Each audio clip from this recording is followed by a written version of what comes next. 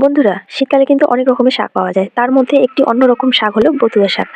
তো এই শাকটা কিন্তু শরীরের পক্ষে খুবই উপকার। আর এর জন্যই মনে হয় বাজারে এই শাকটার দাম একটু বেশি। তো দেখো, বাজার থেকে কিনে নিয়ে এসেছি বথুয়া শাক। তাই বথুয়া শাকের স্বাস্থ্যকর একটা রেসিপি নিয়ে হাজির হয়েছি তোমাদের সামনে। তোমরাও একদিন বাড়িতে বানিয়ে গরম গরম ভাতের সাথে পরিবেশন করো। দেখো, খেতেও যেমন ভালো লাগবে, শরীরের পক্ষেও তেমন উপকার হবে। তো দেখো, সবার প্রথমে আমি শাকগুলি একটা একটা করে এভাবে বেছে নিচ্ছি। তো একটা একটা করে ভালো করে পরিষ্কার করে নিতে হবে, না হলে অনেক সময় শাকের মধ্যে ঘাস থাকে, তো সেগুলিও চলে যেতে পারে। তো বন্ধুরা, কার কার এই শাক খেতে ভালো লাগে কমেন্ট করো। আমার তো ভীষণ ভালো লাগে। তো বন্ধুরা দেখো, শাকগুলি বেছে নিয়েছি। এরপরে আমি 3-4 বার ধুয়ে নেব, কারণ শাকের মধ্যে অনেক ধুলোবালি থাকে, তো ভালো করে ধুয়ে নিতে হবে। তো আমি ধুয়ে নিচ্ছি। এখানে নিয়ে নিয়েছি পেঁয়াজ, রসুন আর লঙ্কা। তো এগুলি বেশি করে দিলে খেতে ভালো লাগে, কারণ আমি শাকটা ভাজা করব।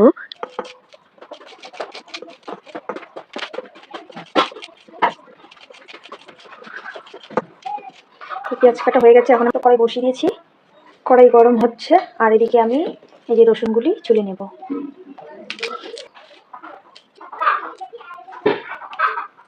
তো এদিকে দেখো, কড়াই গরম হয়ে গেছে, দিয়ে দিয়েছি সর্ষের তেল। শাক থেকে জল বের হবে, আর আমি সেই জলটা ফেলে দেবো আর শাকটা ভাজা করব। তো এর জন্য একটু তেল দিলাম এখন। তো দেখো, তেলটা গরম হয়ে গেছে, দিয়ে দিচ্ছি কেটে রাখা পেঁয়াজ।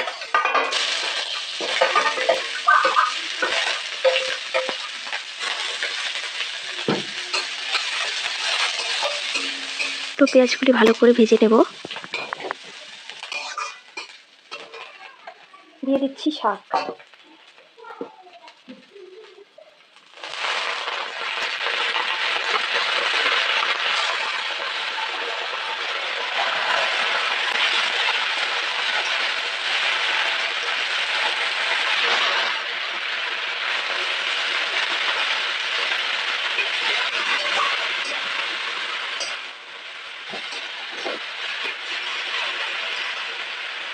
দেখা যায় অনেক শাক কিন্তু দেখো এখন লবণ দিই, লবণ দিলে আরো অনেক কমে যাবে।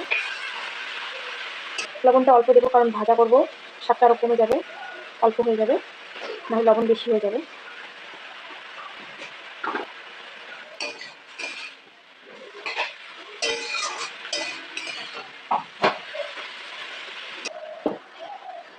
দিয়ে দিচ্ছি কেটে রাখা লঙ্কা।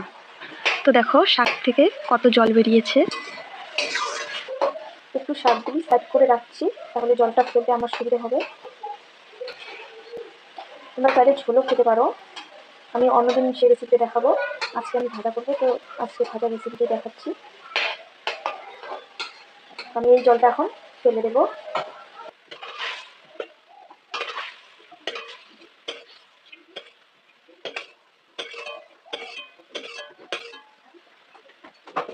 তো দেখো, শাকটা আবার ভালো করে ভেজে নেব।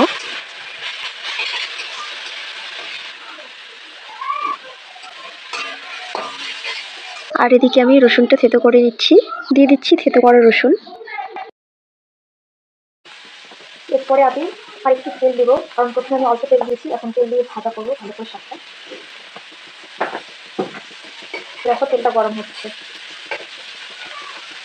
তো দেখো বন্ধুরা, শাকটা হয়ে গেছে, এরপরে আমি নামিয়ে নিচ্ছি অন্য একটি পাত্রে।